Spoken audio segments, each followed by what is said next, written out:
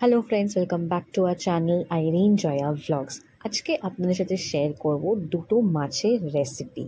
প্রথমেই হচ্ছে ট্যাংরা মাছের একটা সর্ষে দিয়ে ঝাল, আর সেকেন্ড হচ্ছে লইটা মাছের ঝুড়ো। তো চলুন দেখা যাক যে এটা বানানোর জন্য, এই দুটো রেসিপি বানানোর জন্য কি কি ইনগ্রিডিয়েন্টস লাগবে। আর এটা হচ্ছে গাছ পাকা আম। এটা আমাদের মামাবাড়ি পাড়ার একজন আঙ্কেল আন্টি দিয়েছেন বাবা যখন বাজার করতে গেছিলো। আর এই কাঁচা আমটা বাবার অফিস কালিগ দিয়েছে। তো ভাবলাম যে যখন এই দুটো ভালো এত জিনিস পেয়েছি, তো আপনাদের সাথে একটু শেয়ার করি। তো এবার চলুন এবার রেসিপিতে যাওয়া যাক।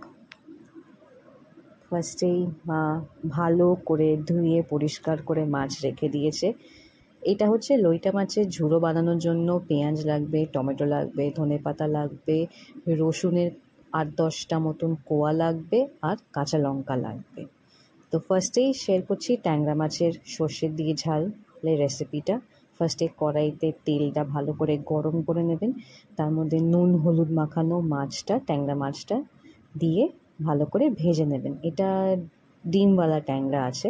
আর আমার মায়ের এই দুটো মাছের রেসিপি খুবই ফেভারিট, খুবই পছন্দ করে মা এটা খেতে।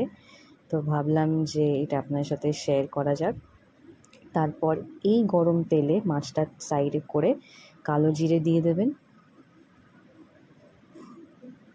সর্ষের তেলে এই রান্নাগুলো ভালো হয়। তারপর দেবেন সাদা সর্ষের পেস্ট। এটাকে দিয়ে বেশ কিছুক্ষণ ধরে ভালো করে কষবেন, কারণ সর্ষের একটা ঝাঁঝ থাকে আর একটা কাঁচা গন্ধ থাকে। সেটাকে ভালো করে কষিয়ে স্মেলটাকে কাটিয়ে নেবেন। তারপর মশলা পড়বে। মশলার মধ্যে লাগবে আপনার হলুদ গুঁড়ো, লঙ্কা গুঁড়ো আর কাঁচা লঙ্কা চিড়ে দেবেন। কাঁচা লঙ্কাটা ডিপেন্ড করছে আপনারা যেমন ঝাল খান তেমন দেবেন। আমার মা একটু ঝাল খেতে পছন্দ করে, তো তাই ঝাল বেশি করে দিয়েছে। আর দেবেন ডুমো ডুমো করে কাটা মানে টমেটো। হ্যাঁ, তারপরটা দিয়ে ভালো করে কষিয়ে নেবেন।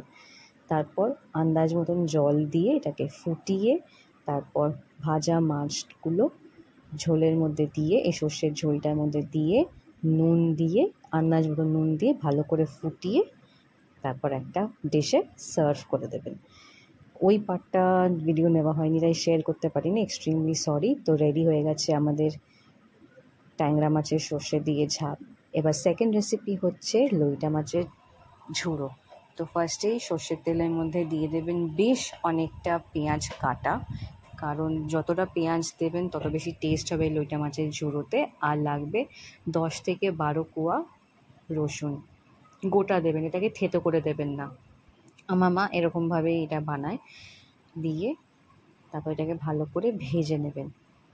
ভালো করে ভেজে নেওয়ার পর দেখবেন বেশ যখন লালচে হয়ে গেছে পেঁয়াজটা, এক এক করে লইটা মাছটা দিয়ে দেবেন। এটার মধ্যে কোনো নুন হলুদ মাখানো নেই, জাস্ট এমনি পরিষ্কার করে ধোয়া লইটা মাছটাই ডিরেক্ট পেঁয়াজ ভাজার মধ্যে দিয়ে ভালো করে এটাকে ভেজে নিতে হবে।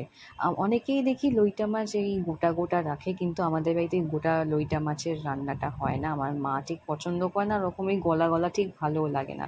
তো মা সবসময় লইটা মাছের ঝুড়োটাই করে। তো দেখছেন এখানে লইটা মাছটা বেশ অনেকটা সেদ্ধ হয়ে গেছে। তো এর মধ্যে মশলা পড়লো, হলুদ গুঁড়ো আর লঙ্কা গুঁড়ো দিয়ে আবার বেশ খানিকক্ষণ এটাকে কষিয়ে নিতে হবে। এটাকে একদম পেস্ট করে নিতে হবে। যত ঝুড়ো করবেন আর যত মাখো মাখো হবে তত বেশি ভালো লাগবে খেতে।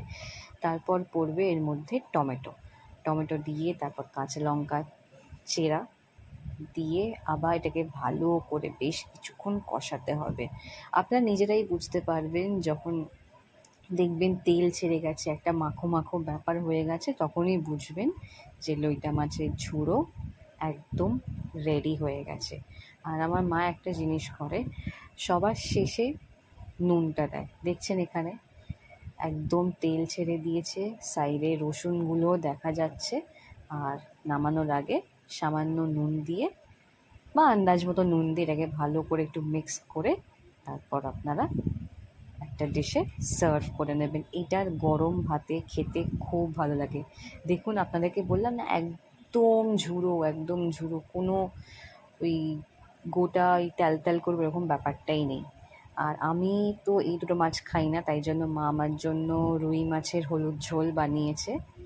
তারপর বানিয়েছে ট্যাংরার সর্ষে দিয়ে ট্যাংরা, যেটা আপনার সাথে শেয়ার করলাম। দেন লইটা মাছের ঝুড়ো, দেন পেঁয়াজ ঢ্যাঁড়স ভাজা। তো এই ছিল আজকের আমাদের লাঞ্চের মেনু। ভালো লাগলে প্লিজ লাইক শেয়ার কমেন্ট করবেন। দেখা হবে খুব শিগগিরই। বাই।